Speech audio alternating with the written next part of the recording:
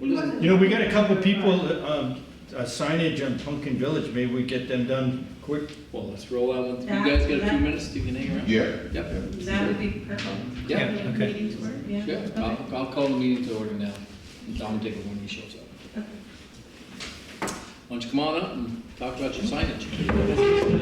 Sit right there, sit right there, pull up another chair. They're fine. Bring a chair over, honey.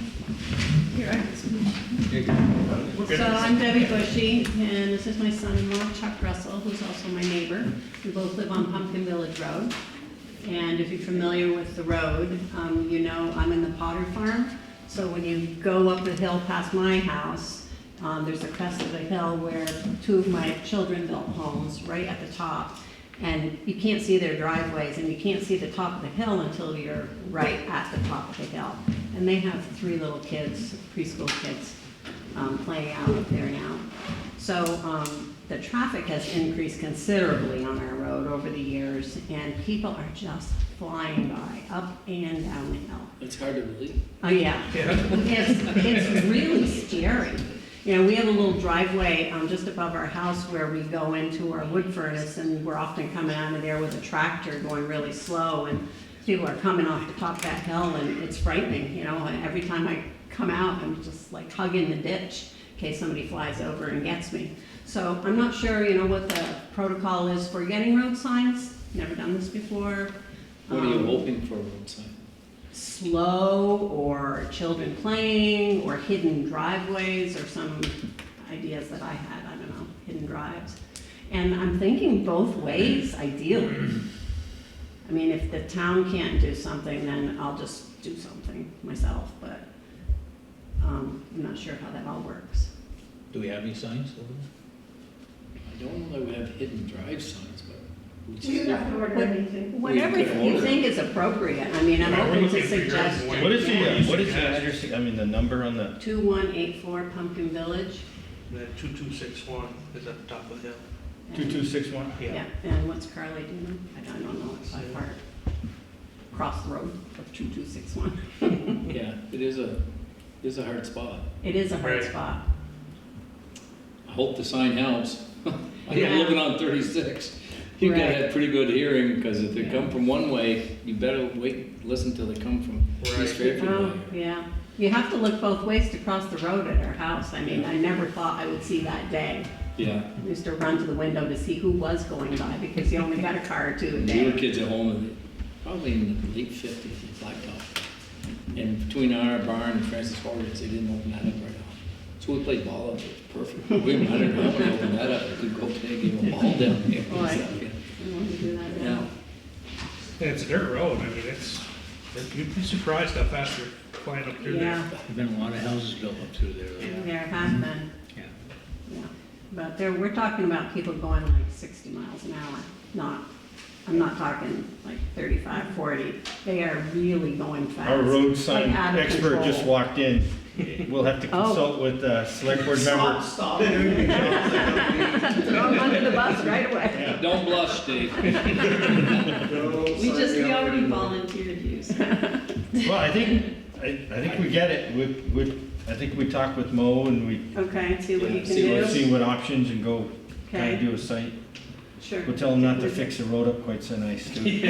Oh, it doesn't matter. Have you been on Yeah, Orchard it doesn't Street in matter. Gainsburg lately? Yes, the speed bumps. Wow. I thought a speed bump kind of, well, Yeah, Oh, yeah. it slows you down. Oh, yeah. you better those- slow down, those- you're not gonna have much yeah. left under that vehicle. Where is it? Enosburg on Orchard Street. You Yeah. Come up. Oh, They'll cut right, off. backside. Yeah. They are really hot. Oh. Wow, I was shocked when we went. I know, I almost took out the bottom of my car. I was only going Well, they got their F-50. message across, And I thought, right? boy, if you had one of these roll It was rider still- cars and went across it, you wouldn't have much left under that car. Yeah, no.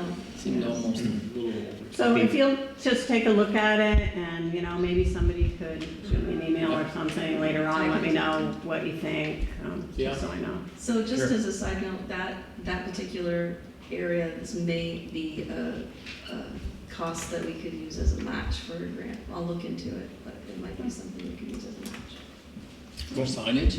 For the Pumpkin Village Road work that we're doing, we might be able to use. Oh, I see what that you're saying. It's expense supposed to as a stone line match. some up through there. Yeah. We'll try to Do you come up have with her email address, Catherine? I do, yeah, she emailed me, I put it on my list, I'll call you. Okay, I'll great. Thank you. Great, Sure. thank you very much. Thank you very Appreciate much. it. Yeah, Thanks for we'll putting get this back up to you front, with too. what we're trying to come up with. Thanks for coming in. Thanks. More than welcome to stay the rest of the meeting. Well, thanks, I need to go Become an get gas. I'm informed, almost become an done. informed citizen. See you. Bye-bye. Thank you. Well, Tom's right behind me, so I was waiting for Seth to say something smart to me about being late, and I was like, oh, I was about to say this. Maybe Tom can sit here. That's why I was on management cap. Well, he'll have to do the scooching. So is Tom coming in now? Yeah, he's coming Yeah, in. yeah. Wait a second then. We'll get started. Is there anybody else just for a short time period or a special item? We'll wait, Tom, and then we'll go with this. We'll have everybody on board. Are you expecting one more person from your board? Oh, you have all five, Yeah, sorry, we're- you're already here. Yeah, we're- Oh, See, we're that's why telling you everybody, sit over aren't there, so I can see him. I knew I could be My late. peripheral. we? No, we try to get out of here. We only got so much dessert to eat.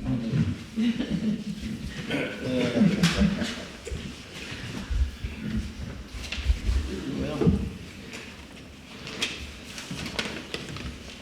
try to wait till we have a full board here, start discussing this road scenario. Go right ahead. I'll listen. We're open to suggestions, gentlemen. We're thinking of a pent-up road scenario. Have you know what that's about, or any of the? Basically, it used to be a Vermont law. When they were moving cattle all the time to market, you'd have roads that had gates at the ends of them. They're called pent-up roads. And you legally can do it. You put a gate, you can't lock it. That's the biggest part. We did, I think years ago, didn't they do one up like the Bodie's up there? Did one for Lodi's and they did one up on. That one, all the landowners got keys to them, but apparently that's not legal. If we did this pent-up road thing. So basically at our end, we put in a gate, post on the gate, and at the Sheldon end, you guys would do the same thing. I don't know how effective it'll be, but it could be better than what's going on with it now. That's what we've been thinking, right guys? That was our, Yeah, can you put signs on that gate? oh, I would think, yeah. You can pretty much put whatever you want. Private property or? Yeah, down the road, but. Stay in the right away or something. Are you saying at the beginning of like where basically the houses end and kind of Yeah, the now- woods start? And kind of at section? our end where it comes out onto Duffy Hill Road. Mhm. I don't know if you'd stay back a ways, right, because they got that sugar house there and stuff, but something to hopefully deter. Yeah, I This is think that one. would be worth a try. That's what we were thinking. We're open to ideas, so we're Yeah. not trying to So if you did that, what does it mean maintenance wise? As far as who's probably have to fix a gate responsible once in a while. If you get it locked, they pull it down. but for maintaining the road, nothing changes as far as the application, just you put a gate on. Still, stay, it would Still stay. stay a class 4 road. Be a trail, basically, a trail, but there would be restrictions on it. Being a pent-up road is what. Being a pent-up road means it's a gate on it, doesn't mean Yeah. there's restrictions on it. Right. I can open the gate because it's not locked and still Yeah. drive through it, but I have to get out and think twice Theoretically, before I. theoretically close the gate. It's not it's something to attempt, that's what we were Yeah. kind of thinking. Because nobody's really ready. I know there's been some talk about cameras, you gotta stop the, Yeah, Right. but if it's pent-up road, it's not private property, so it's not, you can catch somebody on it.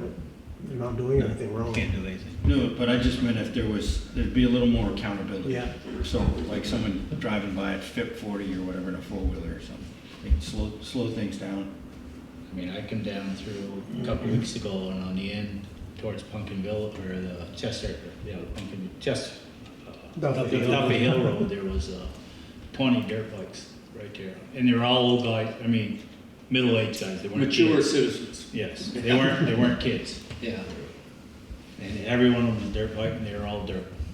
Well, they all got their phone there, and if they pull that up, it shows that's a road, Yeah. class 4 road, and that's what those guys are riding. There's a lot of those guys that ride those bikes or those Yeah, I mean, after bike type road. They go by the house on the weekends with those, $30,000 side-by-sides, clean in the morning. When they come back, they're in a clean spot, mud hanging on them. Yeah.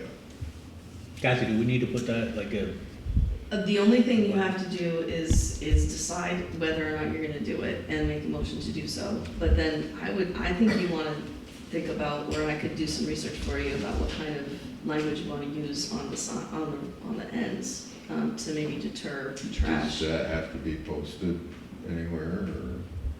That doesn't have to be posted. I think what you're saying, each town will have to make a motion Mhm. to gate up their end, Mhm. and then each town has their own right to put on there what they want. But, you know, realistically, what, Yeah. you know, try to keep your, I mean, I'm just hoping, because I can see where we had land, we still got something up by the town garage in Gilbert Hill. And you used to have cattle up there, and around the old barns, we had barbed wire fence across the gate, you could open and close them. Right. About, put them, 15 heifers, just leave them there for a day, too. You always had to go up every night, check the gates, because somebody would go through and just say cows at large. I had a sign, cows at large, just close the gate. Good luck with that, you know. But that was another, just chew it down for a day, keep things down so you could see it. You know, if a couple of years down the road, you know, Sheldon decides, or the residents like, hey, we don't want this thing, it's a pain. Yeah, And if Sheldon decides that they wanna get rid of their gate, is that binding to Fairfield? You have to undo your side as well, or is it one side? I don't think so. Okay. no, I don't believe so. I decided, if you decided it didn't work out for you guys, take your gate down. Okay. You know, I don't think either side's down. We're just trying to come up with some realistic compromise Yeah. that might, yeah, it's not, there's always gonna be some, Not gonna keep everybody happy. No, Right. but I think it would be Start, a good just to effort. see if it works. yeah. And people, even if it's gate, they may not open it, they'll go around it, you know? Depends what they got for a vehicle. Like I say, those dirt bikes, they could go, Right, I mean, if you did a gate, I'm just throwing it at you, if you did put a gate, say a 16-foot gate, and then you could put a couple of concrete blocks on the end. yeah, I mean, I You know, don't know just how so- narrow or how wide. they need. Depending on where we put the gate, whatever. Right, yeah. something of that nature, a couple of those concrete blocks would be something to attempt, so they really knew that you were trying to restrict this a little bit here. Yep. Would it be worth, I mean, just on anything to throw in at the town lines, a third one? And not that that one would be able to stop really, but just another deterrent for them somewhere in the passage, you know, where the Yeah. border is. And throwing out ideas, you know, if, Yeah. I can tell you, four-wheelers, dirt bikes aside, 50% of the problem is if you type my address in on the GPS, depending on where you are, it will take you that road to get to my house. And that was when, like, last year, a 36-foot box trailer got stuck up there. Got wedged in between the ledges and trees and everything else, and we had to go up with tractors and an excavator and pull it out because the GPS was taking that road. We had a FedEx delivery that was coming by a car. They got brought down that road. They also got stuck in the mud holes before they were fixed. So four-wheelers and dirt bikes aside, gates would at least stop that. I know if you had signs that said, your GPS is wrong, this is not a road. Yeah, this is not a. You know, I mean, that is another huge problem that we have. We constantly got people walking out of the woods asking us to pull them out because, Oh, yeah. you know, well, my GPS said. Yeah, the gate should stop. That's how you supplement your income. How often do you see like personal vehicles on it? People go. Oh, yeah. and You see stuff. that quite a bit. Oh, all the time, yeah. Probably once a week we get, you know, A little 4 or car 5 going Jeeps come down through, pickup trucks come down through. Yeah. Well, I mean, are we in agreement? Should we both Yeah, I'd sides like to try make this? like to make a motion that we put up a gate, the Fairfield side, we put up a gate. And we can research the signage, but the motion would be for putting up a gate. Yeah, I'll second And if we decide, if we feel there's a need, maybe put a couple of cement blocks, it. Yeah. you know, on each side of the gate post so that they just don't try to divert right around it. Cover the width or the With initial. the, yeah, the roadway, so that they can't. That's all we can do is give it a whirl and see how it goes, and then maybe we can fine tune it more afterwards. If it Yep. doesn't, It'd be a good try here anyways. at least we'd be doing something. Right, yeah. You know? And I do agree with the signage, I think maybe Kathy does get us a little more, but I think like that, this, how do you get stuff off that GPS thing? Yeah. I have no idea. So, you should vote on this side and then the town. So do you guys, everyone in So I'll make a favor? motion for Sheldon to add a gate and barricades on our side. I'll second. Oh, we could do a simultaneous vote here, or what? Ooh, that's exciting. Man. And we voted all in favor of our gates Yep. and blocks, so we're all set on our end. So you're on. Everyone in favor? Anybody opposed? Can I chime in as just a member of the Yeah. public? I was just from the State Board of Transportation, and there is a mechanism for reaching out to Google Earth, which does seem to spur these confusion about which are actual roads or not. And the State Department of, or DMV, the Department of Transportation had a mechanism to help people do that, because this is certainly not the first instance where the towns have that problem. John Zacconi, what used to be the head of the Board of Transportation, he might be a good resource to talk to you about how to do that, and then help with the reaching out to Google Earth to let them know. So you must have finally started to get to work, because they haven't had a truck stuck in the notch yet, so. Just key up in the phone. Just key up in the phone, yeah. Somebody drove right into a leak at one point, so, I don't know. Yeah. So, I'll start looking into signs as well. What I heard was, your GPS is wrong. Did you want to do anything like, leave no trace for the trash situation or something like that? I could just look into. We can look into it further, and we Okay. could also let Sheldon know when we get information, just say, you Yeah. guys go through the whole asshole of it too. Mhm. So share the information, and hopefully get this thing resolved some. Could we, and just on the four-wheeler side of things, am I correct in saying Fairfield's roads are not open to ATV traffic unless it's ag? I don't know if it's even that. It's not, I don't believe there's any legal thing from the town saying that we're open to ATVs. But Sheldon's are, right? Sheldon's are. So maybe we would also consider putting a sign on both gates that says, if you're reaching this by ATV or dirt bike, or any bike that's not road legal, Fairfield's roads are not open for traffic. Yeah. Simply I don't because- have- Spend more time traveling on them myself. The reason I bring it up is because, we almost had an accident at the bottom of our driveway a week and a half ago. My wife almost hit a four-wheeler head on and just wasn't paying attention. Yeah. She called the police on it, and they pretty much said Fairfield's roads are not open, so for us to police them for four-wheelers is a waste of our resources. Yeah, I mean, we're pretty much open to anything as long as it's realistic to the Can't get it too long, they ain't gonna stop to read it. and- Yeah. It's just get the basic and. Yeah, let's go, let's, Let's start this with it. one step, take this first step, we'll think about signage and, And share what Yeah. we find out with the board. Does that sound like a plan to you, It John? does. Sounds good. It does. Sounds like a good plan. Our boys are busy for a week or so. Right, our guys aren't gonna get on this right off. They're changing all the culverts and just start the road, so. Yep. I would say. Before you We'll guys get- leave, David, you ought to tell them about the fence that. Yeah. Just on Friday afternoon, my son works on the Scheinwerfer farm Yeah, up on the top of Crow Hill, and he has a dirt bike that he's riding back home, but he decided to come up over the Tiffany Road, and right by Tiffany's farm, there's a piece of fence wire across with no flagging or anything. It actually hooked the bottom of his helmet, and somehow, lucky he had a full-face helmet on, somehow it came back up and over, and he said he could feel the pulling, and he knew something had him, but he kind of rocked away from it, and it snapped it. But it really, I got pictures, it really scarred up the back of his neck. there was a piece of barbed wire, someone strung across the road. It was a Trail. piece of poly fence wire Oh, yeah. with the electric.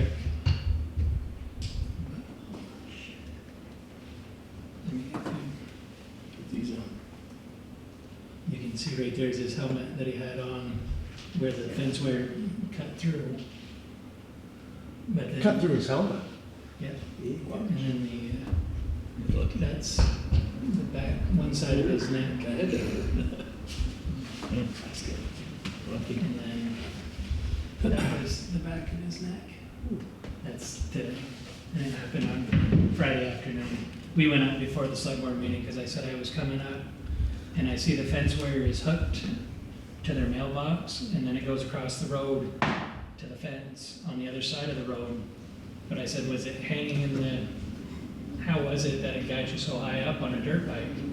And he doesn't know how he got it, if it was hanging in a tree or if it was, but I don't know if they would just put some flagging on it or something. So Just- people were aware that. Just to make sure it didn't happen again to somebody, because well, we were all very lucky. Yeah. Yeah, because that's a town trail, right? Where? Right across there, Yeah. by Tiffany's. Right. You know, where it shoots out straight across and winds up behind Brendan's barn. Maybe. There's a road, there's a cemetery, Yeah, there too. Cemetery in there. Yeah. Yeah, it goes up over the hill and you wind up down to that log cabin or something used to be, didn't it? Yeah, right down on Crow Hill. And that's Yeah. he was coming home from the barn and decided to come up through, and he was gonna head down through Pumpkin Village, and, or not Pumpkin Village, but Yeah. by Harold Horgan's farm. Yeah. Yeah, he was a little shook up when he came home. He said, "Ooh, yeah, we'll go up and see what's up." Yeah, guess I'll have to- Were you able to talk to him?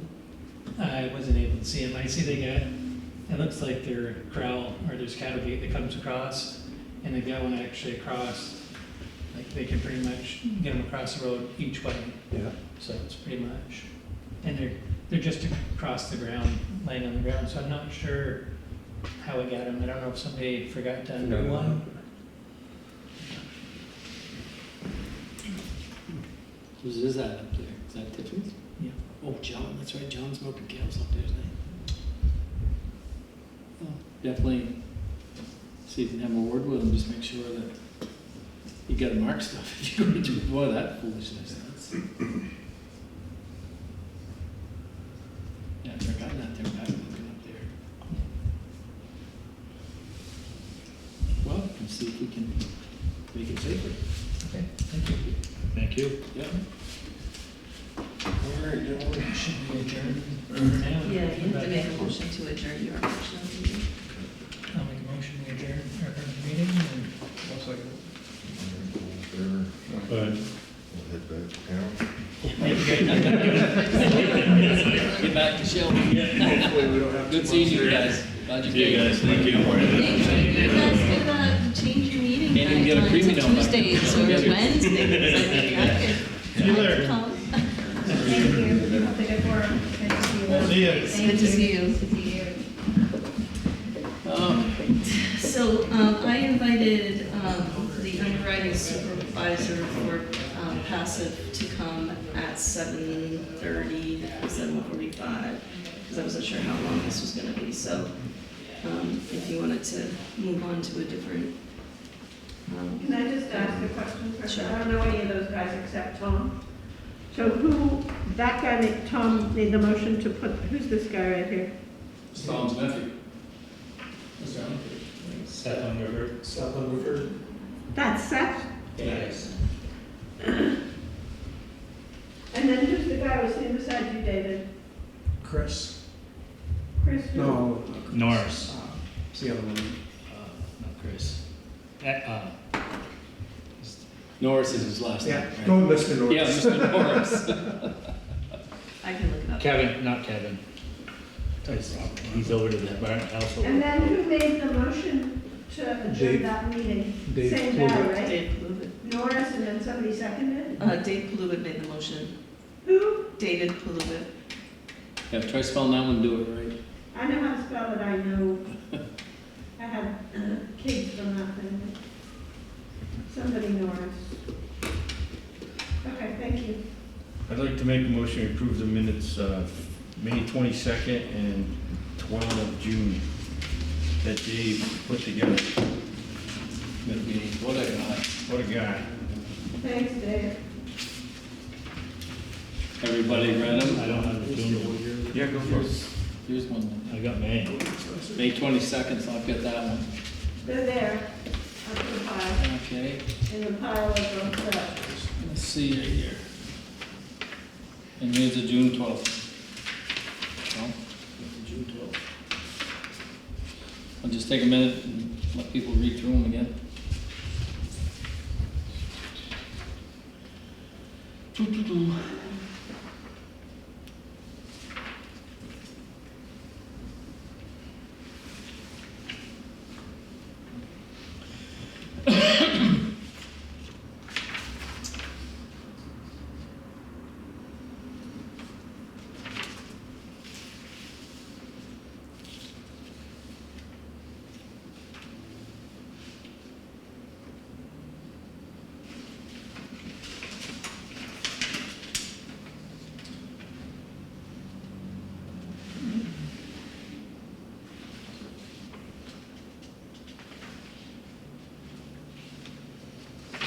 Rosemary must be a library employee. She's a sub. That's Sheldon. So is there any other, someone made motions and seconded, is there any other questions on these amendments? Or anything anybody wants to change before we accept it? I'll second. Is there anything anybody wants to change before we take a vote on? If there isn't, call a vote on it. All in favor? Aye. Any opposed? No. So the minutes are done. So I know that Linda's not coming tonight, and I haven't heard from Mom. There's carrot cupcakes with cream cheese in the fridge. We'll do that as a substitute for Linda's presence. Did, who had to call for that stand, right? That lady had to call for Route 36, right, the state? Lady from East Fairfield, right? Yeah, she had to do her own calling, right, for the state? Yeah, should we go Yes. over to check on V-Trans? Yeah. Yeah, What it was doesn't have the, anything to do with that. Yeah, don't, some lady wanted to put a vegetable stand on the road. On a real sharp curve. Gavin, can you hear me 12 June? Thank you. You need one more? Make a motion to approve the warrants if, make a motion to approve the warrants. So, second that. I'll second. Have you looked through them all yet, Dave, before we vote on this? I haven't got through those yet. We can vote on all of them, if I find something on them. Okay, well, who needs that? Where's the Pentuck Road? Riley Road. Riley Road at Fairfield to, what road is it in Sheldon? There's a different name in Sheldon, isn't it? Yeah, I think it's called Cattell Road on the other end. That's It's short. Grove Hill Road. I do have a question too. What do you do about a barking dog?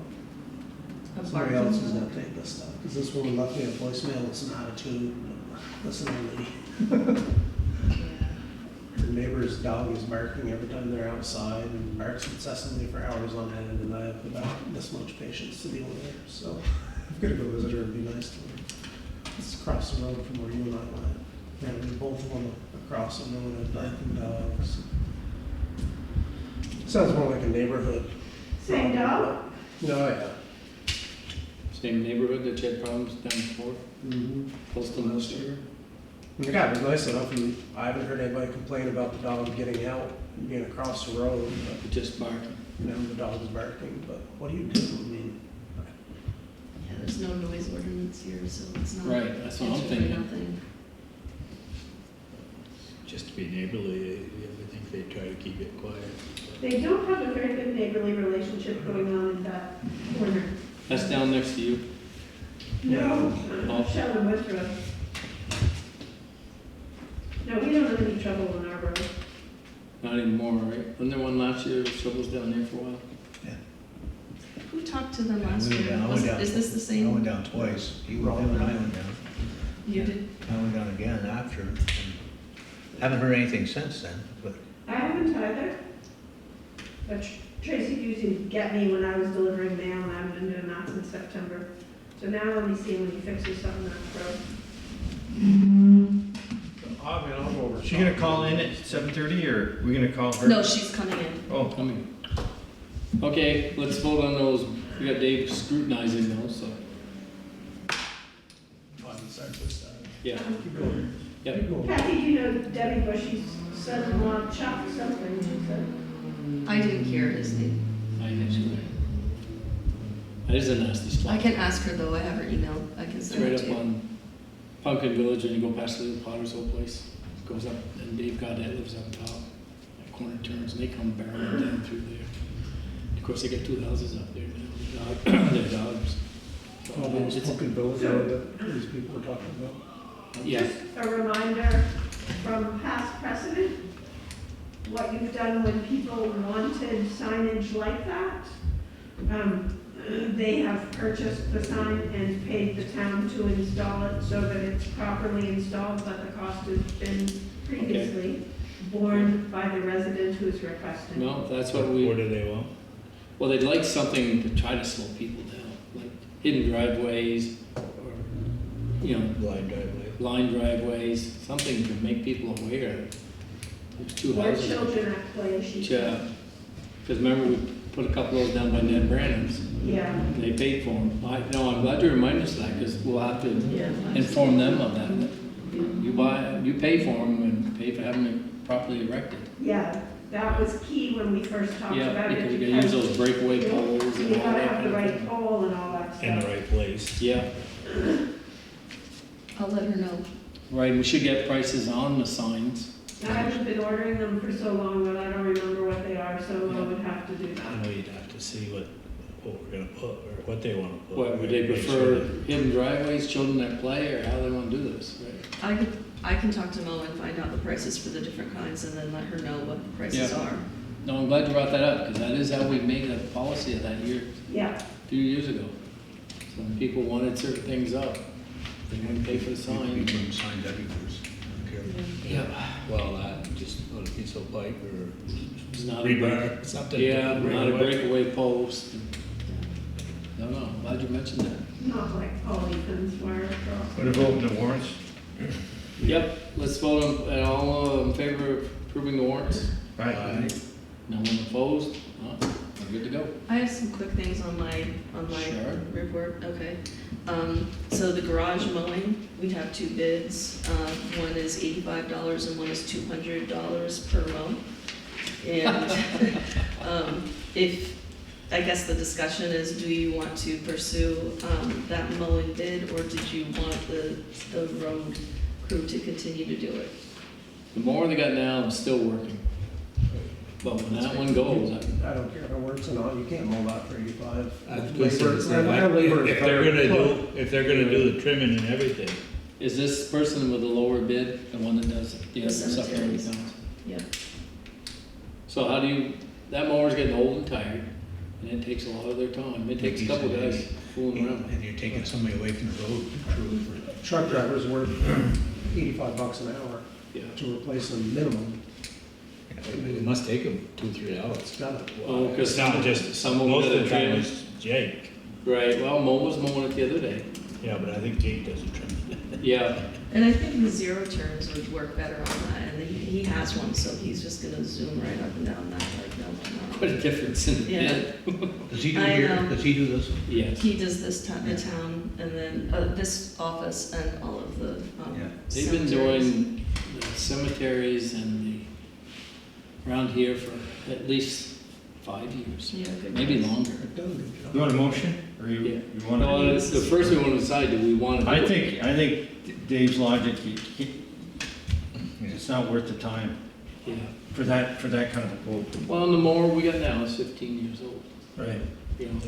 I mean, We'll keep go- it. if something Keep it, happens, and or- if, Yeah, I think Mo quoted 5,000 or 6, I mean. well, I would think if you bought another, I'm just throwing this out there, but I think you probably want to get something like a little 4-wheel drive. Yeah, Because- I went to Fournier's, and I think he had one from John Deere or something, but Fournier had a blue one already. He had one on lot with a mower, blower, you know, already built. The tractor itself was 19, and then Yeah. that was with the mower, and then another 5 or 6 for the blower. Well, and I think something probably we need to think about too is hopefully that thing we bought will do the sidewalk for another year or two, but, you know, might consider at that time, if you got a tractor, 4-wheel drive, a snow blower and a mowing system, that's a different ballgame.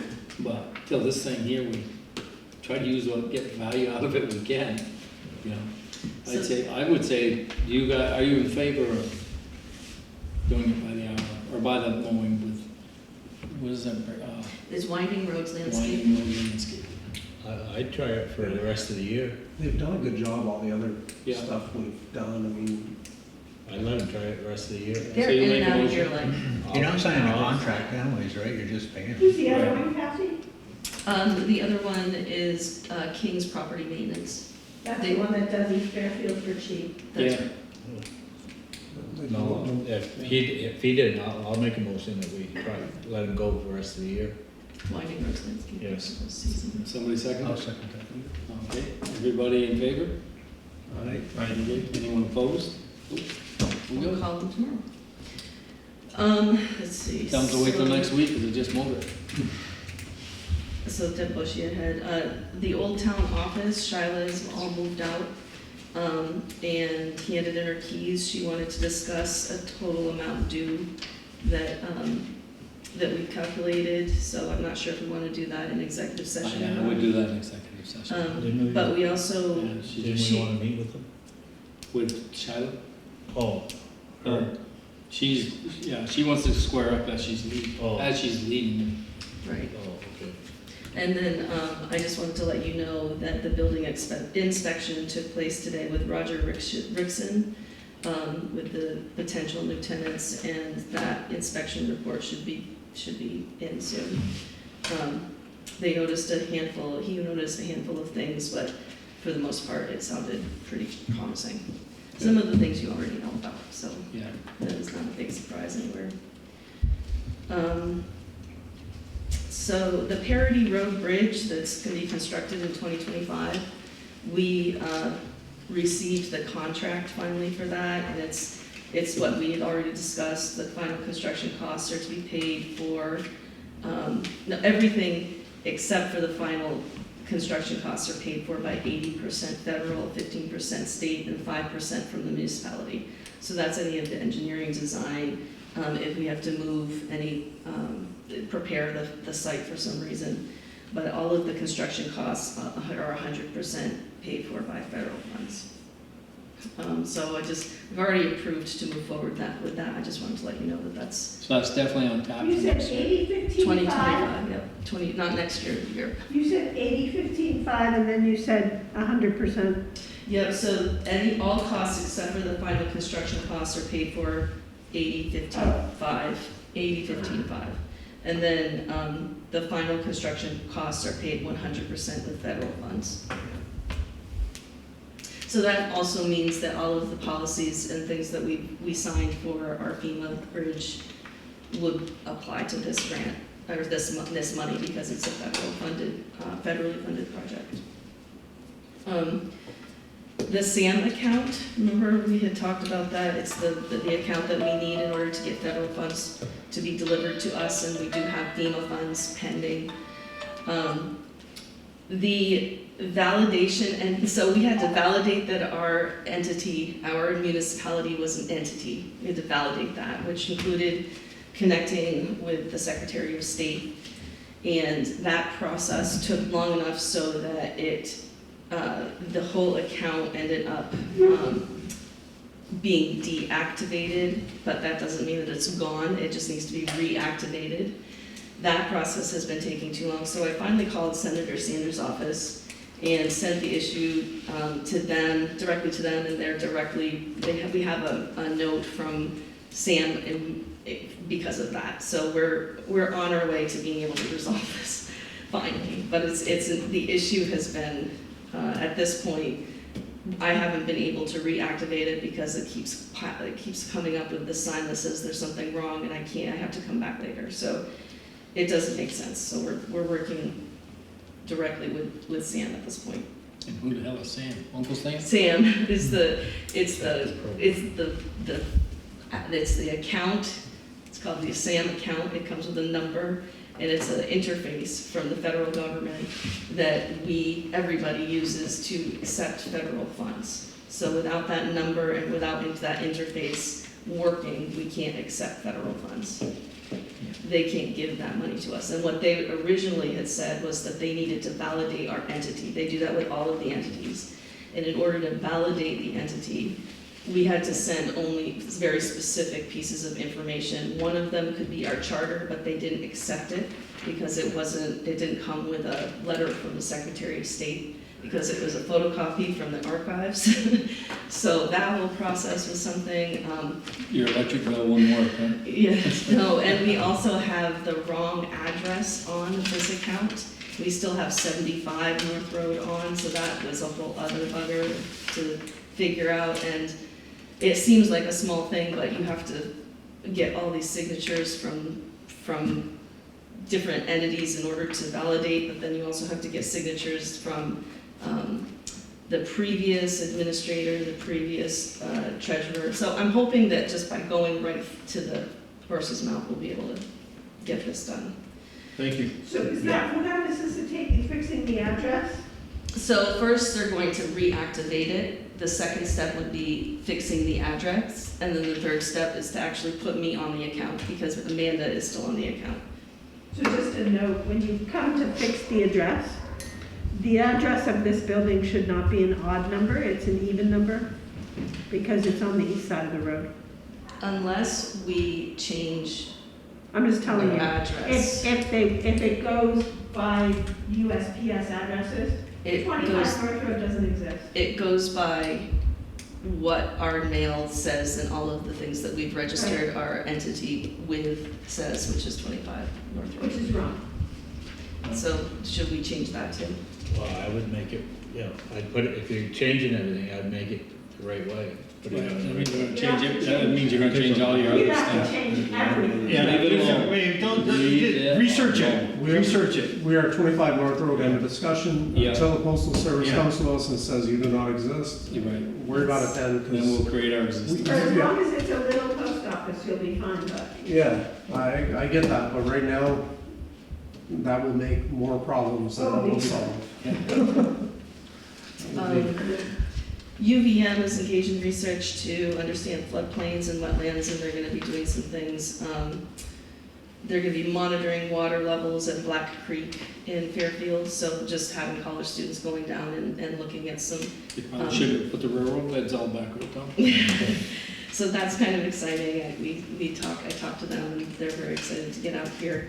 The Pond Watershed Action Plan was updated to the Pond Association this weekend.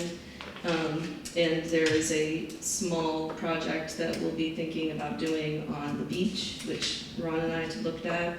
There's also more projects in the south end of the pond that they're looking at, to be determined, as far as I can tell. They're still prioritizing what they'd like to do. Did you want to say anything about that, or should we just wait? No, they got a whole slew, they got like 10 projects, they're gonna work with the landowners. Before there's any announcements, they're gonna work with the landowners, they're doing the engineering, and then they're talking about funding to implement the projects. When you say It seems- down the south end, is that where Peter Martin used It's to live? more actually on the west side. Well, no, it's actually, there's three big projects. One is on the west side, Right, and one is with the town of Swanton, right. and then there's one on the beach side. Yeah. So it's kind of a comprehensive, Right? they've looked at the whole watershed. When the water comes off that curve and goes into the pond, keeps washing it, that's what they want to fix. Yeah, and they said that they design it at 30% design, which is easy enough for a road crew to work on, and there are grants that can be received for that kind of project. So, the other thing is, Will they expect to fix it? well, we don't have a plan for that, but we can get grants for it to be fixed by. Well, I whatever we don't decide. think, this seems to me like that they are, what I've been told is they have the funding, Right, and they're doing the engineering, and they're gonna get buy-in from the owners, right. and then they're gonna, have this, once that's, they never have said to us that landowners or the town is gonna, they've, So who is the group, Brian, that's coming up? with it's all- Friends of Northern Lake Champlain, and this is called the Basin Project. Right. And they briefed us Yeah. They briefed us a year ago, Yeah. the select board. And when they were talking, I said, you should go back and you should give us an update. So they met with Kathy and Mo and Ron, But I can ask them to come back and brief us on the details, so we can ask them funding, but they have given. Otherwise we'll wait till they get it engineered and then they get all the finalized with it. Yeah, I think they're not, They're not, I don't think they're asking. yeah, they seem like You two they're, are in church, you're right up front. they give me the impression, yeah, they give me the impression that they're going methodically, they're going comprehensively, and that there are funding available to implement, you know, what their engineering has developed, and they prioritize the whole watershed, and they seem to be they're very competent. They got Fitzgerald Engineering Services is kind of like the engineering side, and then they got a lot of grassroots. They got Lakewise, and they got Friends of Northern Lake Champlain. So they're not. They want to inspire and not, you know, like play gotcha. They're not a regulatory. You know, they're being very respectful of landowners, and that's kind of what we push them is, hey, we want to have people have buy-in to this. So that's why this is their second year visiting the Pond Association. I know they've been in front of the select board last year, and they certainly will come back. Yeah. Good enough. So, We'll wait until they get their engineer and their costs. And then I'm gonna give everybody our email, Okay. the email we sent. And so this is Kelly and Fred, sorry, I want to call you Chad for some reason, from Passive. I printed off and photocopied some information from them. Everyone that has Kathy named on it. So you folks are from the insurance Trust. Trust. Yeah, I mean, we work for VLCT, but we're in kind of the insurance arm of it. And Okay, that's how I wondered. Well, I'm Gavin Ryan. It's Tom Horgan. Ron Bocash. Ron Bocash. Yeah, Brian Doobie. Right? Dave Persons. Yeah, nice to meet you. Melissa. Yeah, what's our, Fred Satink, Kelly Notek. well, always good to know who you're talking to, right? Indeed. So Kelly and I have been working together on this for a while, and they put together a proposal for 2023 coverage. I emailed those who have emails this information. I also, just for later, if we wanted to go into an executive session, have information on our current policy that we can discuss.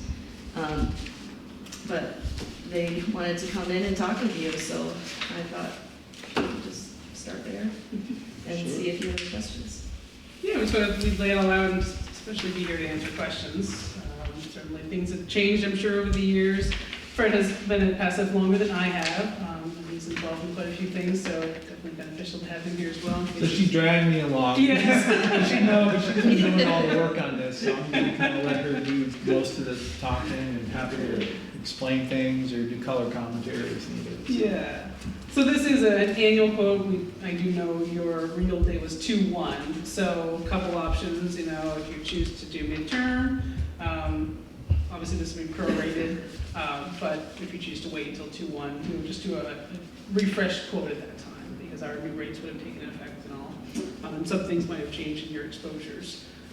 So what we sent over was going off of some initial numbers that Kathy had in the application. We did dig a little deeper into the payroll. We found that it seems like what's with Wealthly right now may not be accurate. So the updated quote that's in the email is just reflecting some different payroll numbers. So that's why we have two different figures if you did get that email. And Kelly had, with the figures that are in here are the accurate figures, so the ones that are with Wealthly. So accurate being you're including The- a subcontractor that works for us? No. No, Just the payroll. just the payroll, Just straight payroll. There's confusion on payroll.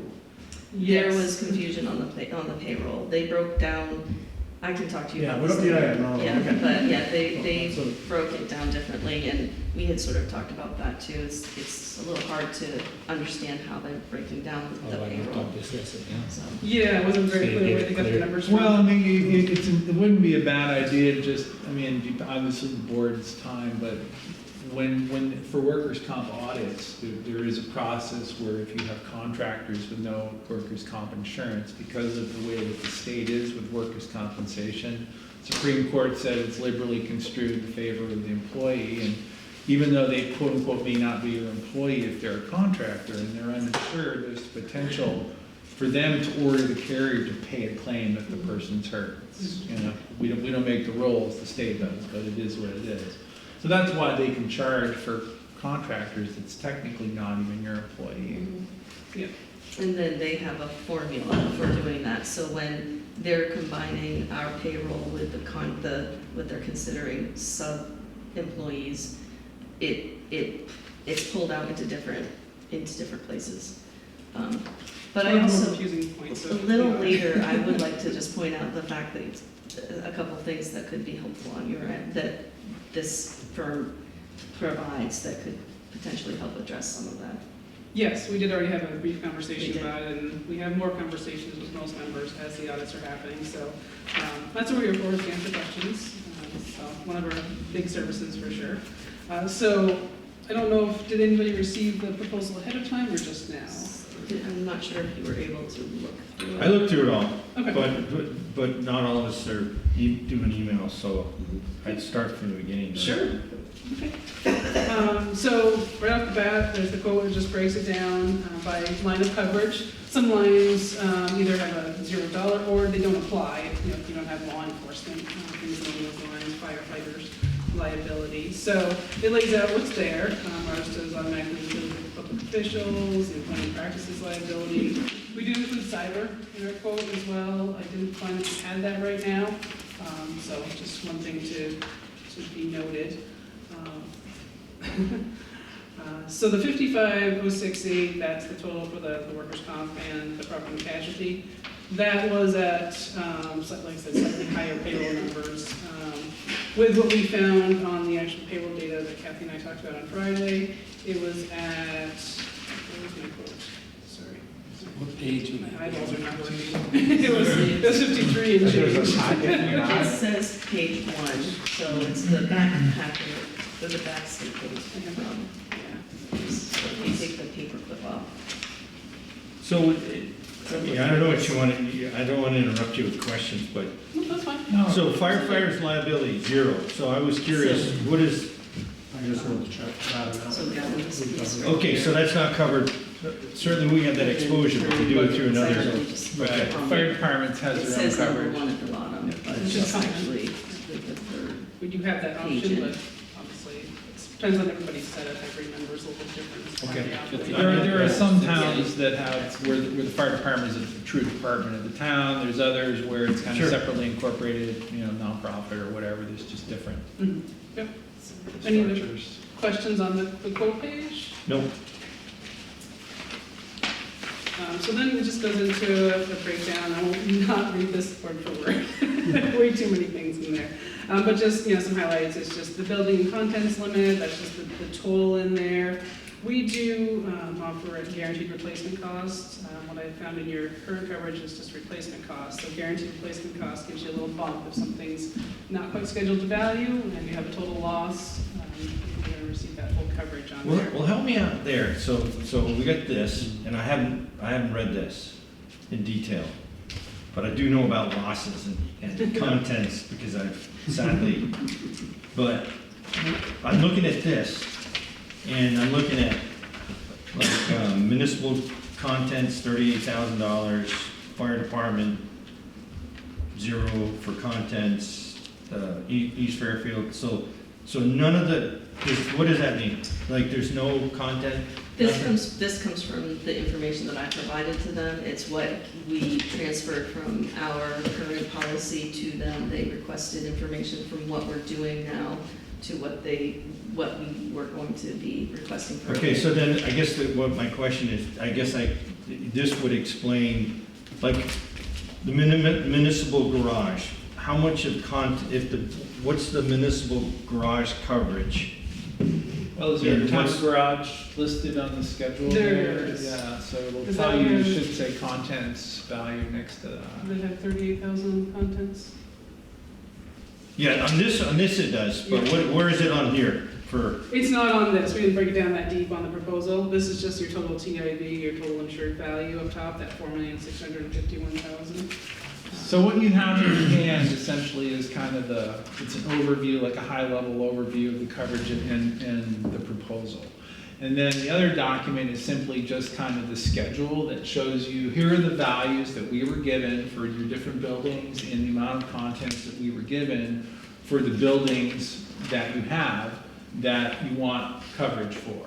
So we're simply just kind of laying that out and saying, well, here's what we were provided to provide coverage for. And so that's just kind of, it's a schedule that we print, and then the numbers and the costs and what the coverages are in the document that you're holding. Yep. So we did apples to apples right So the now. contents of the town garage, 38,000, that's not even close to it. Well, so go ahead. I'll Yeah, let you so I just explain. want to let you know that during this process, I've learned a lot about what we Okay. have. And this is what we have right now. So this is apples to apples to what we are currently covered for. okay, wait, We just can- explain what you're saying. Yeah, This is so- so currently our coverage for the municipal garage is Is $38,000. this, right. So for the purpose of getting a good quote, the quote that we can evaluate, That we can evaluate. that's what we gave them. Right. And I think what Ron is picking up is what I'm saying is, This is. I think we're underinsured. Yeah. But what about That fire includes that new generator that we put in. or the, Well, so that just raises a good point. I think Kelly was gonna talk about that, but different carriers kind of will rate things differently. And with us, like things that would be portable equipment, like generators and equipment that you're taking, chainsaws and weed whackers and all that kind of stuff, right? Town garage has a ton of that. That's all portable equipment. That's just coverage we're giving you. So we're not asking you to itemize that. True contents for us are things like furniture, chairs, desks, but you don't have a whole lot of in probably town garage. So the reality is your contents number probably, I'll just venture a number, 10, 15,000. It's probably less than what you're putting, what you're giving us. And our property coverage it's like we're giving you free coverage for all portable equipment. That's just kind of how We it have works. tools and wrenches, so jackets. for that, is equipment breakdown, boiler machine, am I reading that, it's $4 million? That's the total TIV limit, that's how it's based, again, that's how it's rated. But was that a comprehensive number for all the town equipment? Yeah, that is All property. all the stuff that we rate for, but basically it's covering everything. It's covering everything. Does that includes buildings? We Yeah. have Yeah. a schedule Yeah. that we have provided to the, we have to provide to our insurance company of all of the equipment that we have. Email, I broke out trucks, locations. And and what. Right, so we're really trying to give you, insurance is based on rating, and, you have a vehicle and it costs this much, and you have this kind of property and it costs this much, and so we're using the values that we were giving and then trying to give you a quote so that you do have apples to apples. The good thing about passive is that the way that our actually coverage works is things like, portable equipment for example, that's just a free coverage. We don't charge you for that, it's built into the property rate, so you don't have to worry about it, and that's the way it is for all of our numbers. It's works out pretty good. And it's easier, nobody, you don't have to worry about updating us. Inventory. Right, and if you think about the inventory, Change we've out had the towns chainsaws, that, you're gonna have to right, write back in the it's a model. giant You don't have list to worry when about you updating actually us. get right down to It's it. just there. It's a lot of work to do that, so you don't even have to do it, that's kind of what we're. But there is an appraisal process that you have in place that our current coverage doesn't have. Our current coverage actually has a fee if we want to reappraise, it's all up to us, and we have to pay a fee, and then we can move forward with those newly appraised pieces, but you have a different way of going about that, which I thought was interesting. Yep, we're on a new cycle right now, we're doing all members it's a 4-year cycle, so we're doing everybody's property, breaking it up between those 4 years, and sending out, it's another company that we work with called HCA, they're going out and visiting every single property that's over $100,000, the small ones probably aren't really worth it, but they take a look, they get back to us, and then for renewal time, we don't just, increase those properties, we bump them up for the renewal process, and we send those values out so everybody can take a look at it, and if you have any issues with it, you can certainly contact us. But it's an approach that helps us keep everybody up to value. We also have our loss control department, which Fred actually is the deputy director of as well, so. Sounds like our new reappraisal. Well, that's what I was looking at these. Well, and just keep in mind on the appraisals, you know, it's not like, you know, it's different than kind of an appraisal, like, you know, property appraisal, because what we're really looking at is not the depreciated cost, but what is it gonna cost to rebuild it? And if any of you have tried to build anything in the last 2 years, you kind of have a clue that, you know, its construction costs have been ridiculous, right? So it's really important for us to have accurate values. So we don't want to undercharge you or overcharge you, but we want to make sure that the scheduled limit is accurate. And so we have a really very good firm that's doing it, and the good thing is they're doing it for all of our members. And so over the course of 4 years, so everybody's, you know, got the same process, it's the same appraisal process. And, you know, we also, you know, we buy reinsurance, so we don't take on all of the risk for, you know, we insure $2.7 billion of Vermont municipal property.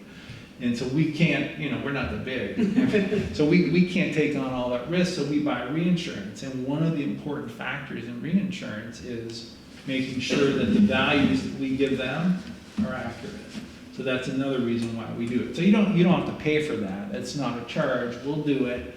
And then if the buildings end up actually being worth, on a replacement cost basis, more than what you have now, then we're not going to charge you for it midstream. But when it comes around again for renewal, we'll say, yeah, here's what the value was.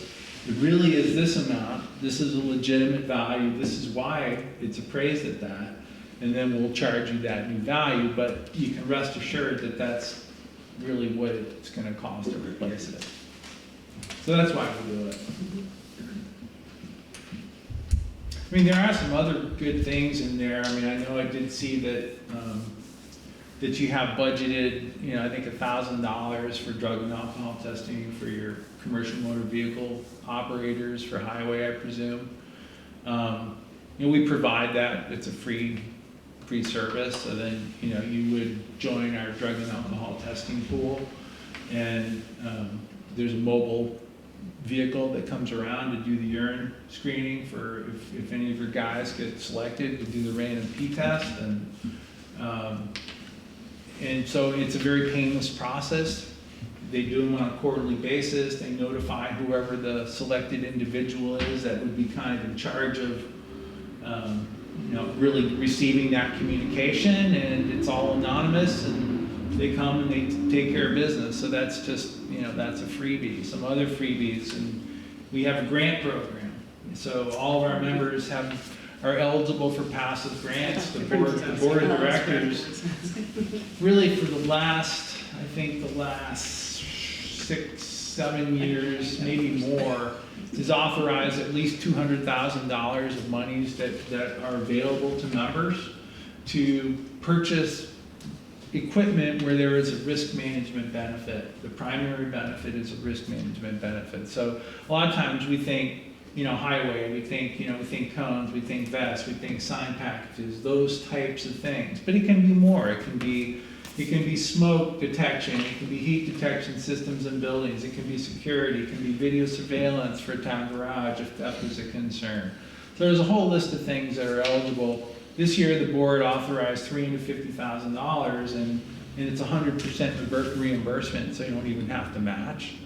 And you know, if you joined us, midterm, then I think, do you remember what the eligible amount, the annual eligible amount? It was, I think, $3,500.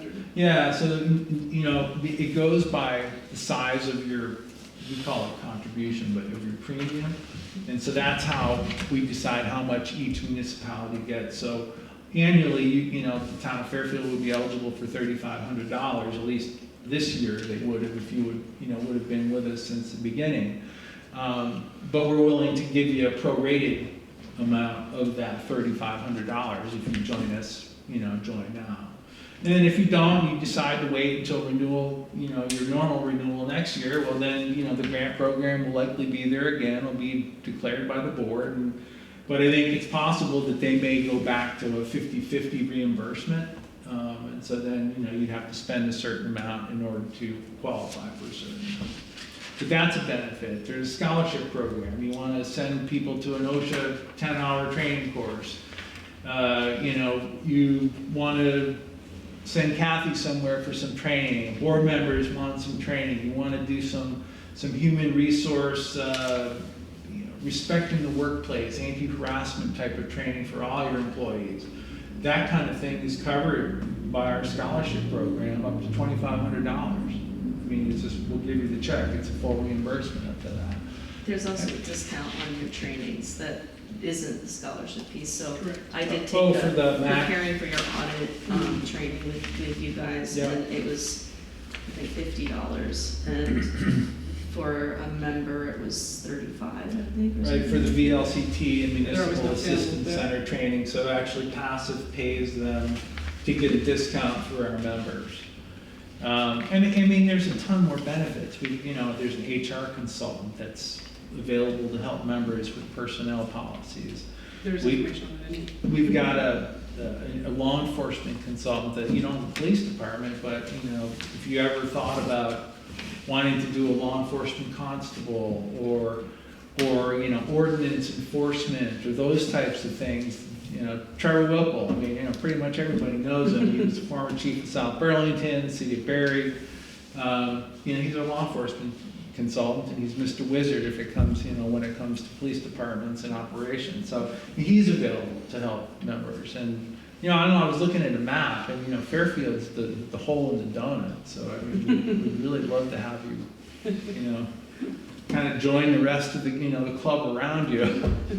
And what's a big incentive? Well, the big incentive is, I think we can do better than what you got now. Yeah. The limits are better, your coverage is better, you'll actually have cyber coverage, so if you have a data breach, there's coverage. If you have a cyber event or ransomware event, there's some coverage. You don't have that now. So, I mean, that's kind of a risk. It's an uninsured risk right now. This offers $10 million in liability. Maybe they could help you with your barking dog problem. That's what I was thinking. Uh-oh. Well, if it's an ordinance enforcement, talk to Trevor, right? I did, Dave, thanks for pointing out, I did see the detailed vehicle schedule breakout for, that answered my question about the, that also almost seems comparative, that seems like a pretty, for all those vehicles, well anyways, it's I got, thank you for giving the detail on that backup. Yeah, and certainly if we find something that's inaccurate on that, or we add, and we do the quote, that's. Yeah, no, that's but absolutely I wanted to say it certainly answered my question, and it's in the email that you sent. Okay. Yeah. Yeah, we looked at that pretty carefully to make sure we were getting everything in there, because ours is vehicles and mobile equipment, so we don't have inland marine, as you might see in a standard carrier. We wrap vehicles and mobile equipment in, and then as Fred already explained, portable equipment's a little different. So much of portable equipment that we just wrap in, you often might find on those inland marine schedules. So we try to make it easier so you don't have to break all of that out. So, yes. Yeah, I mean, we've got, 354 Vermont municipalities that are with us. We got 95% of Vermont municipalities. Most of them. That's enjoying the project. And it's nice because I like the service portion of it, to be honest. I worked in standard insurance for many years, and it was just constant. You just talk to the next person, and everything was new business and non-renewals and cancellations. And it's not that way here. I really love it because when our members call, everybody has interesting questions, contract reviews, situations, and if we can't handle it, maybe it goes to somebody else, but we pass it on to whoever can help. And we do our best to try to help everybody, and that's what I really enjoy about working at Passive. So you take it you have a high retention rate of customers? We've had 100% retention for 4 years in a row. Yeah. A couple of years, well, a year before that, I think we lost 3 members and all of them came back. Yep. That's pretty amazing. Yeah. Yeah, I mean, the beauty of it is, we all live, we work here, we drive around the state. All the adjusters, they all live in central Vermont. So, Which is and then the other, probably one of the best parts about it is, you know, you're not sending your money out of state to some insurance company, or it's, you know, not a for-profit operation. This is a trust that the assets are all owned by our members. So all of our municipalities own us. So you know, selectmen and town managers and et cetera, they're our bosses. And we're run by a board of directors, and there's, you know, select board members, there's a finance person, there's town managers, town administrators. So there's some variety on the board, and you know, that's what our board of directors. So they guide staff and set policy. They approve the rates. We file all the rates with the Department of Financial Regulation. We are regulated. So it's not like it's, you know, we're making it up, and we're very financially strong. We have very good net position, and you know, the board of directors has made sure that that's the case.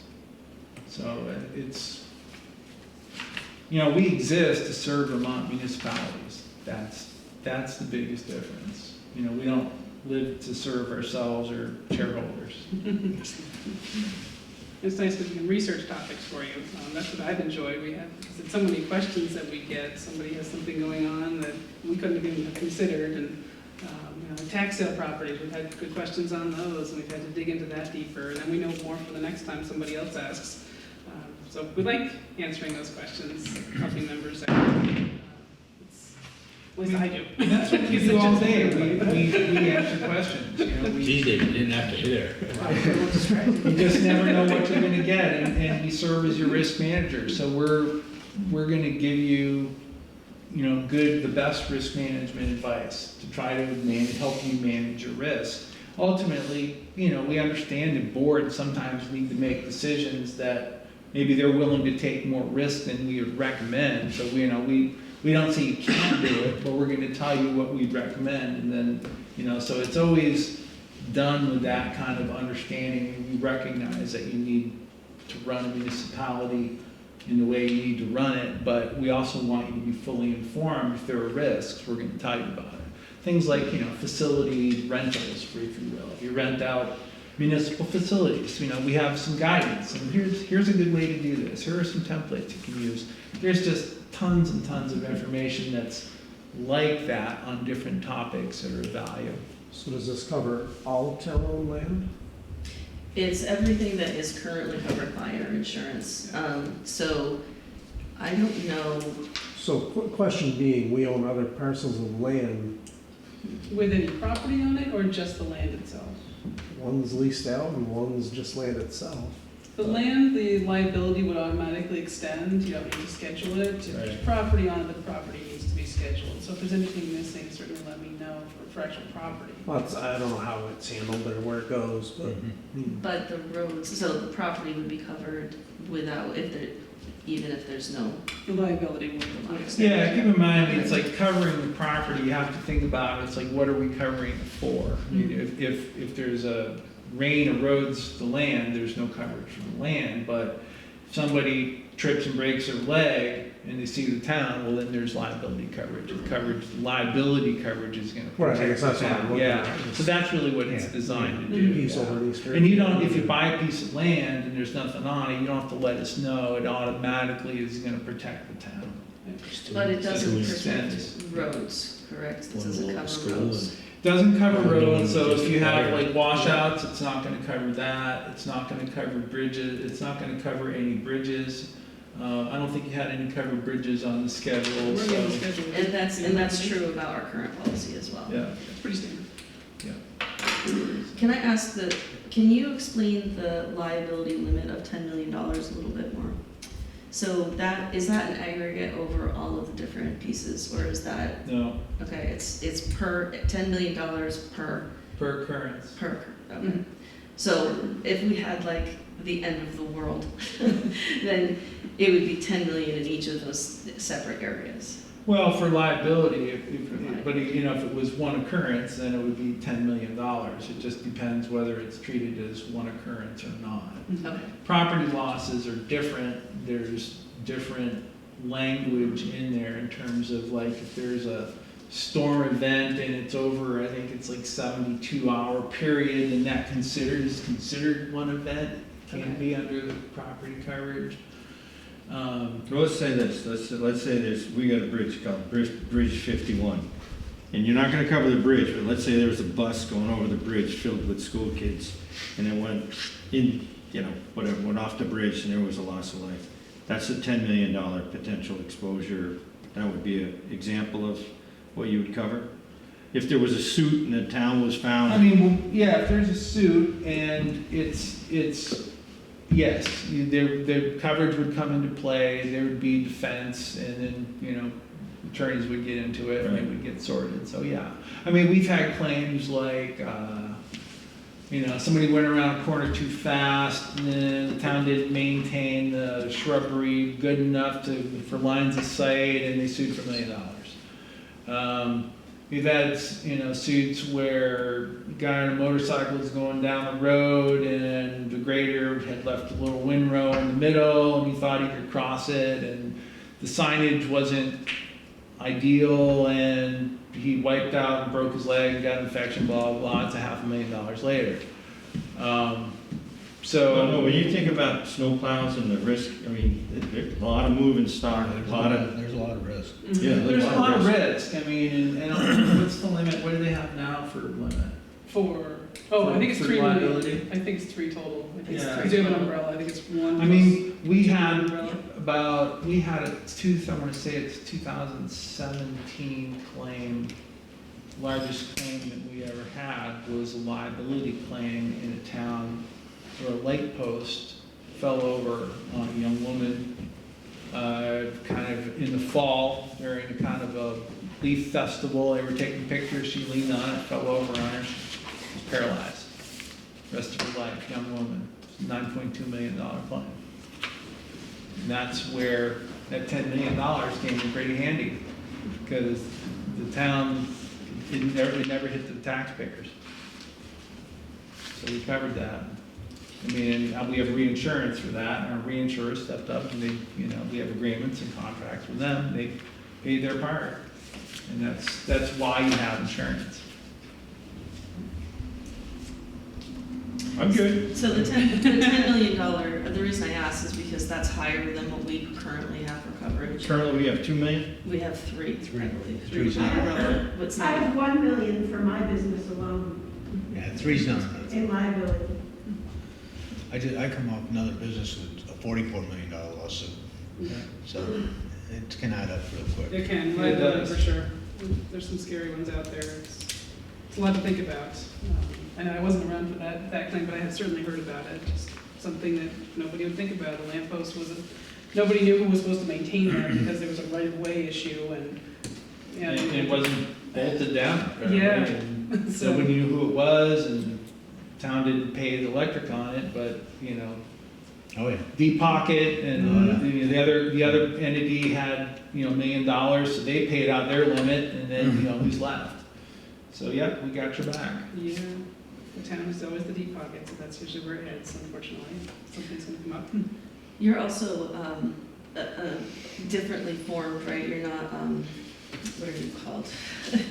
You're a pool? Yeah, you're run by members, correct? Correct. Right, Which yes. is different than. It's all about members, it's all about municipalities. Right, so- which is different than what we have as well. Yeah. We have a kind of a traditional plan. Yeah. They go out to bid only for us individually, and you go out to bid for all of the communities, is that right? It's a pool of The members have the option of going out to bid, we don't, we just, Okay. you know, we're there, everything's steady. If members choose to go out to bid, ours is all, everybody's on a 1/1 effective date, so if you choose You to. kind of go- lost me.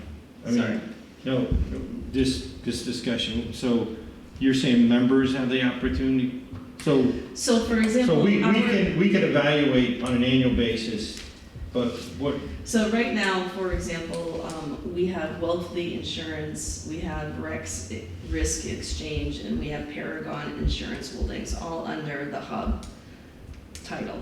And those pieces of our premium can change, and I've learned can change without even anybody telling us it's gonna change.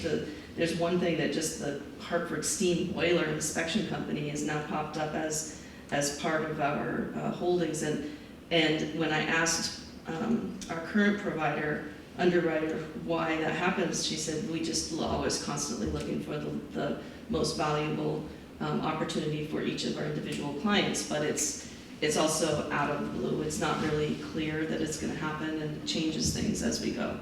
So that's what I've learned over the last couple of years, that it's sort of a strange thing to find out after the fact. And what I found from you is that you seem to be proactively clear about where, who you're working with and how you're working Well, with. and just to be clear on that, so what you're describing, Kathy, is those are all different carriers. So you're not with one carrier. You've got 3 different carriers, or maybe more, providing coverage for different pieces of your overall insurance program. but is that through Hub? I don't know. That's all through Hub is So your Hub broker. is, Hub is our broker. Right. Yes. And And they- he or she is shopping in coverage, and that can Workers' change. comp over here. Right, Yeah, right. right.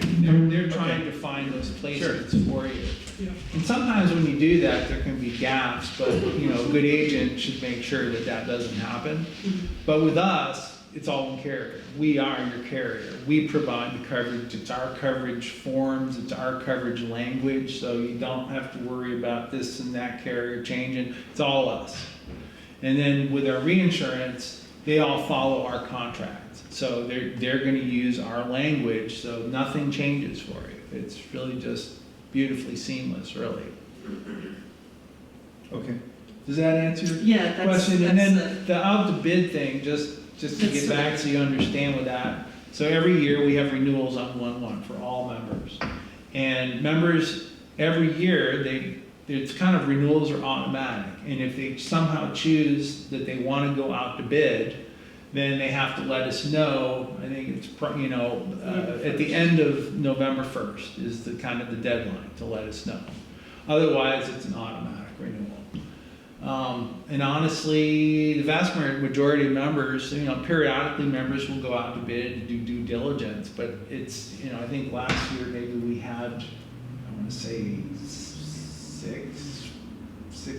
5 members. I think the most members that ever went out to bid in 1 year, since I've been here, which is 13 plus years, is 19, and that was 10, 11 years ago.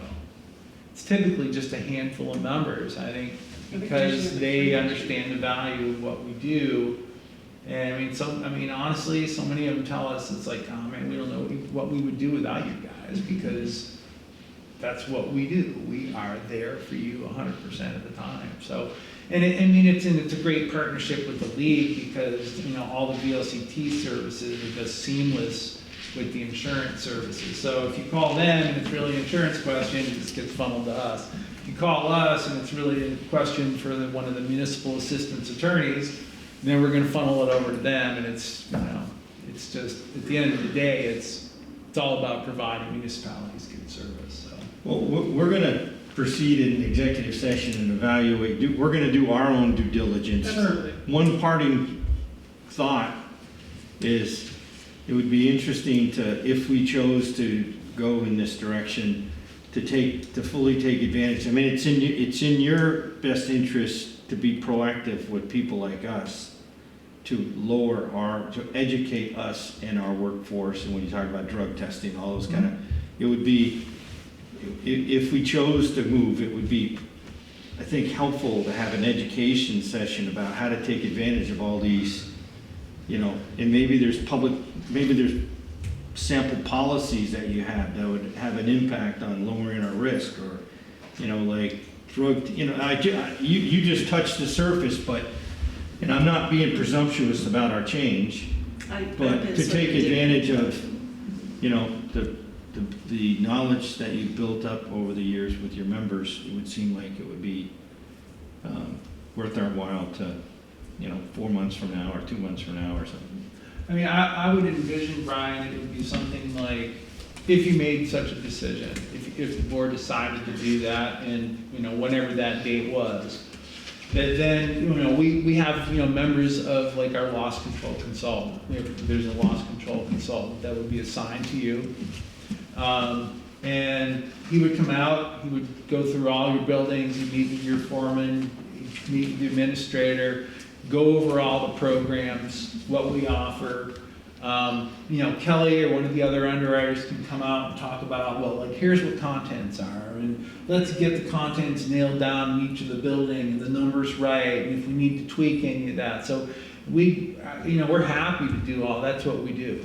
I mean, we could do that anytime. We could come to a board meeting, have an in-depth and Q&A with you all, if you wanted. We're happy to do it again. I mean, that's what we do. And there's other trainings too, loss control trainings, HR trainings. And there's Passive Online, I just too. want to mention also a tool that I discovered you have that, for the employee, the was a sub-employee concept that our current coverage doesn't have, which is they have a standard, Non-employee working. non-employee working Yes. agreement, that is available, and also sort of a package of like, this is what a contract might look like, or the agreement would look like. We have and our then- own We have sample contracts for you, and I mean, the whole thing is we want to help you get the documentation in place, so you don't have to pay more for contractors. You can set them up with the requirements that you need up front, so that then you don't have to end up paying surprise workers' comp. Include that amount or that payroll in your audit, and then have to pay workers' comp on it. Or If pay you do it employment right up for front, those contracts. we want to help you do that. And then, we have Passive Online, which is a resource for, it could be board members, it could be employees, it could be for you. We have a course on there about First Amendment audits. I don't know if you've read any of our league's materials on that. I mean, there's a lot of resources, it's all there, and you can take advantage of it, of as much of it as you want. And we're open to more ideas too. The newest one is housing for homeless folks. So that's, I'm sure you've heard plenty about that. There's a lot going on there. So we've been coming up with new guidance for our members for what to do in those situations. And then Trevor's coming up with more guidance on the law enforcement side as well. So we look for members to give us ideas as to what are your struggles and what do you need more help on. So you got some of the other close by towns like Sheldon, Bakersfield? Yep, got them all. Sounds. You're surrounded. Yeah. I think we also have Fairfield Fire District number 1, I We do. believe, yeah. So. Correct. I mean, you guys definitely take your time, look through the services. I know you've probably got a huge agenda, but we'll spend as much time or as little as you want. Yeah, if there's anything I know else. board meetings can go on for hours. I mean, I think at this point, it's a case of kind of going through it ourselves and figure out, we probably have more questions. I don't suspect I would that expect we so. won't, but it'll give us something that we'll think about and talk about. And appreciate you coming out. and When does the explaining it. midterms start? What do you say? If you want Anytime, midterm. it's whenever you so choose. Anytime. Yeah, Right. it's just that it would become a short term until 1/1, and then it would be effective 1/1 for the renew. Right, so we just write a policy from whenever you decided to start. So if you decided October 1st, Right, then the new one would start again on. yep, we just prorate it and then do a short term, and then 1/1 will be your new inception date, and everything goes from there. And if you come up with questions, if you go into executive session, you have questions, and Kathy, you get those to Kathy, she can certainly email us, email Kelly, and we can get you answers. Cool. Okay, well, very good. Definitely appreciate all the information. Thank you. So there's plenty more in there, so yeah, take your time, like I said, look through, let us know what might be confusing, or if there's anything that you say, that just doesn't look right, maybe we take a second look at it. It doesn't take you much to, amend the quote or add something in, but we're trying to get as close as we could to what you have. I assume Another section of the information that you. I assume most of the time your quotes come in comparable to, obviously. Actually, in a lot of, more recently, I'd say about 6 years ago, we kind of redid our whole rating structure because it was a little out of whack, and you know, a lot of the out to bids that we've had in the last, I don't know, 3-4 years that I'm familiar with, have come in very, very competitively, actually. And even less than what, you know, local brokers are bringing to the table, so. Yeah. Plus you're $10 million per incident versus 3, I mean, that's quite a difference. Yeah, I mean, that's a real benefit for municipalities, yeah. I don't know if it would impact you or not, but we do have a flood and earthquake that's automatically wrapped in, and it uses the standard deductible, whereas most of them incur high deductibles, especially for flood. So it just still needs $1,000 deductible. So we try to incorporate as many benefits as we can that we know our members face on a regular basis. And Some more than others. What's that? Some more than others, like Some more water rate. Yeah. But, you know, after Irene, I mean, at Irene, I think we had total about $8-point-some-odd million in losses. And we, the passive paid $500,000 of that, and the rest was reinsurance. So it was, you know, another reason. Surprised it wasn't more than that. Yeah, I mean, after all was said and done, yeah, that's what, I mean, on today's dollars, it's gonna be more than that. Yeah. And we did have a fatality, we lost an employee, which was pretty tragic, down at Rutland. Yeah, sound like grain sale, best grain salesman I ever had, he'd never downplay anybody else's feed products. He said, they've got a decent one, but I really think we got a better one. Well, I always thought it was a smart way to go about it. well, it is, you never insult competitors, I mean, it's foolish. And like I say, I'm sure your broker does a good job putting stuff together, but I just, Yeah. this is the local option, I think we do it really well, and, you know, we work for no one else but you. Well, anyways, I don't want to belabor it, I really appreciate time, Kathy, thank you for your work, Kelly, on it, and let us know if you have any questions. And I gave Kathy the flyers for a little more information on the grant scholarship programs, so she has a little of that. But again, we can email anything or whatever.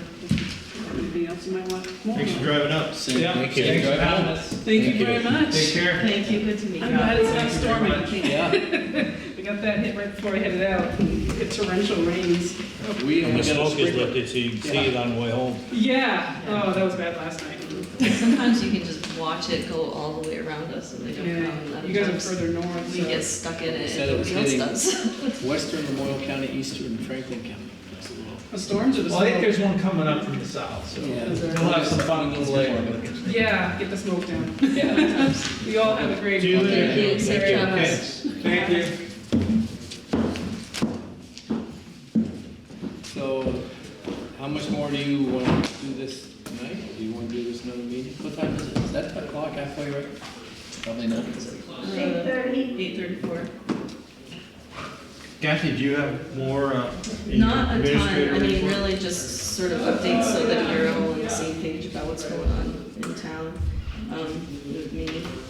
And I don't think that that'll take more than 10 minutes, 5 minutes.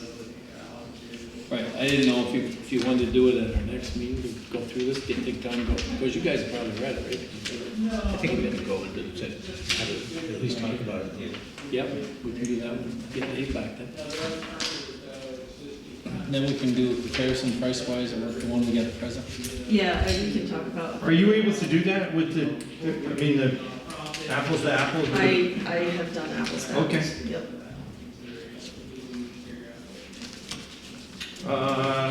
So do you wanna go with continue with the Kathy's town Kathy's? report? Yeah, let's do that. So we were talking about the pond watershed action plan. There's a parallel stormwater master plan that is being reviewed with the same entity, the Friends of Lake Champlain. And Mo and I met with an individual. It's not the same as the Fairfield Pond Action Plan. It's focused on areas where there are high levels of sort of wear and tear around the roads from runoff and from flooding and things like that, just natural stuff. So we identified a handful of roads that that are not culvert replacements and they're not infrastructure failures. They're purely about flood water and making sure that the areas around our roads are not kind of just going out to the streams and the lakes. So he and I have looked at the plan with them, and they're going to give us some suggestions based on our conversation of what they would see as priorities for us to fix. Those are not necessarily funded by the entity. These would be places we might want to look at, kind of roping in another grant to address some of these issues. There are just floodplain and watershed grants that we're not tapping into that we could use. So, I think we did a few years ago up on Shenango Road, didn't we? Down through there where that bridge is. Did like some stone line ditching and also get the water diverted, not directly into the. right. And some of the areas on Pumpkin Village Road that we're already fixing are going to rectify some of the issues that were brought up. So, but we're looking at Shenang Road and Brasso Road, Dodd Road, and Bradley Road right now. There are some areas in those roads that we identified. Do like you did on the right. Yeah. Like, stone on the other side. Yeah. Horrigan Wind Farm Certificate of Common Good package, a new one arrived today with a new timeline. It's in the binder with the select board, for the select board over there. The only difference that I saw between what they had originally given us and this is one number. All the pictures are the same as the original application. The one number is that now it says the turbines range from 1,400 feet away to over 4,000 feet away. And before, it was 1,800 feet.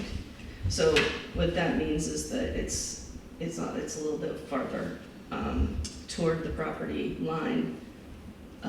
But it doesn't, the maps are the same, every picture is the same, so they haven't done anything differently except change that one number. That's all I've seen. It came today, so it might be worth looking through. That means that we have another 45-day window where people can comment, and then we would either decide to do something or not, just like we did before. So I don't understand, 1,800 to 4,000 feet away. Yeah, so You're talking quite a distance from. Can't move that far. Well, that's what It we're looks looking like at. they moved a few of these, but. So, yeah, so the pictures, I looked at the pictures, they're almost, I think they're exactly the same as the original application that they sent to us on the That 22nd night there, of August. they're moving them down the hill just a Down the little hill, bit. so That date is 21 July 2000. Right, the pictures are the same. The only difference is that this actually says 1,900 feet away. So the distance of adjoining residences from the proposed turbines range from 1,900 feet away to over 2,400 feet away. And now it's, what is it? 1,800 to 4,000. So what it was. All right, it looks, this map is, if this is, it's the same map. 1,400 to over 4,000 feet away, but it's the same maps and the same pictures. From the proposed, from the adjoining residences. Oh, property lines. Yeah, somebody's 4,000 feet away, that's all. Right. So that's the difference between, that's like the only, I went word for word in this and didn't see in each of the Some people pictures, can and be it's the 4,000 same. feet away. Except for that. I mean, Definitely. So, I think maybe Probably- Yates's, you know, where Gary and they live, that could be 4,000 feet away. it's just- so without more information, it's not clear that, It's nothing I different. think, where, how, So the we pictures are decided- the same. So is this, Yeah, just that, Right. Where's the date? You did that, Yeah, right. It's all the old dates. The pictures that he showed us in that the most recent meeting, where he moved the turbines and it looked like they were in a different place, Kathy, are not the pictures in that. yeah, that's It's old. the package that's been filed, and that's the same map. Right, it's the same map. The only thing that's different is that number. Well, it's not addressed to us, is it? Is it It addressed? is, it was addressed to, the package came addressed to the select board. Well, this is addressed to Holly Anderson. right, but they have to notify must be the neighbors and the. Yeah, they notified board. us, the zoning board. Well, I don't see Right, any. it's not direct. It's on the envelope. It said to the select board. Was there a letter that asked for? No, there's no action requested on that. There's just no. So that's the formal 45-day notice, That is, yep, but there's no request of us. no. It wasn't directly from the property owner. So, is there another? It's like we're starting over with another 45-day window now that the two numbers are changed. We're not starting over. Yeah, no, they're starting Yeah, over. They're starting. the applicant is starting over. Right. That's true. So what do we need to do at this point? Nothing. Nothing? Not good. Move along on it then. And I think the only other, So, this Horgan Wind Farm 2, Horgan Wind Farm, one's at 50, one's at 100. Is there two applications that day, or? it's two, the project originally and still is two, they're called two wind farms. That was one of the discussion points that we had around. There was only one other thing, we don't need to talk about it or take any action on it. I just want to give you an awareness that, I know that you talked about the grants and aid project on, what's it called, Pumpkin Village Road. So in order to do that project, we needed to provide information to the state of Vermont, to V-Trans.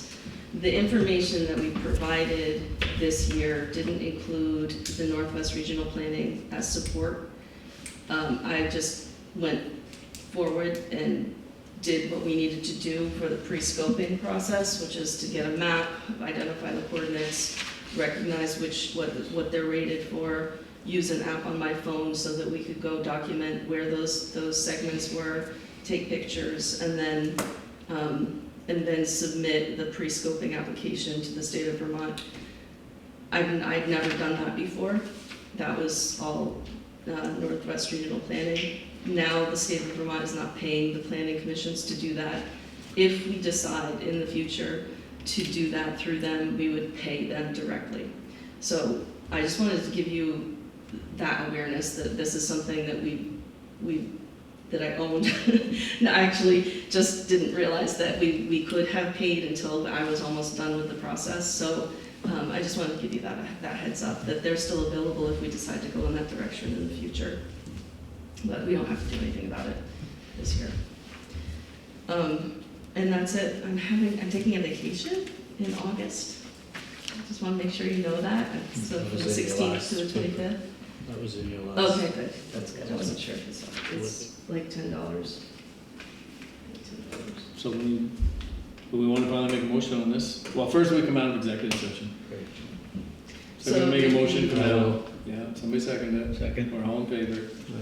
And further discussion to follow on insurance, right? Yep. After we get more information. Okay, so now we can hear this. So the town clerk office photocopier suggested new lease would be this traditional Group 1 package with staple capability. So you're getting a new copier, right? It would be a new copier, installation is covered, all of the ink is covered, all of the upgrades, and if there's anything that's broken, that's all covered. The only difference is that, so our current lease is $157 a month. This would be $161 a month, and it would have staple capability. And this is how long a lease? I think that it's 18, let's see, I don't remember. Shoot. Oh, wait, I have it. Sorry. Like a 3 or 4 year lease? It is a 4-year lease. And the rate is, the rate quote is good until 6:30, so this week, otherwise, Yeah, we better go on. all of the Someone rates make are a going motion up, to so- accept, by who, at the numbers listed. I'll make that motion. You don't buy it, you're leasing it. You're leasing. Just Lease for 4 years. Yeah. And the rate's gonna stay the same for 4 years. The plus, if there are any overage fees, but the only time that we've never gone over the amount that they've given us for overage. So in terms of, and that's like, But if that's monthly rate is good for 4 years, they're not gonna raise it each. No, they're not. It's a signed contract when we get done. Yeah, I know, It's a but someone, Yeah, put in some different fees, no doubt. So in that case, someone second that? Yep. Yep. All in favor? Aye. None opposed? And change that out, and be under the gun on that. Okay, what else, Jim, do you want to do for the? That's it. Melissa, can you and Melanie be at the next meeting? Melanie won't here, she'll come via FaceTime, but she's available now if you want to do that. No, we're going home now. Okay. I'll tell her. She won't come in. Not at this time of night, no, she has 2 little babies. If we do it at 7 and do her right off, does that work? It's nice to be able to talk. Let me ask her. We can do it earlier. Yeah, if we do it earlier. I've met Melanie in the office, walking by 3 times, so, you know. Be nice just to have a little bit of interaction with each other. We're happy to accommodate if doing it earlier works. Just check in with her later and let us know for the next meeting. Just- Well, I'd have to put it on the agenda, so. Right, that's what I I've been mean. waiting for me to text her back, so. Because I No. told her I would Okay. just FaceTime her. Other than that, is there anything else, any other business? Make a motion that we adjourn. Someone second it? We're out of here. Here we go. So you got your.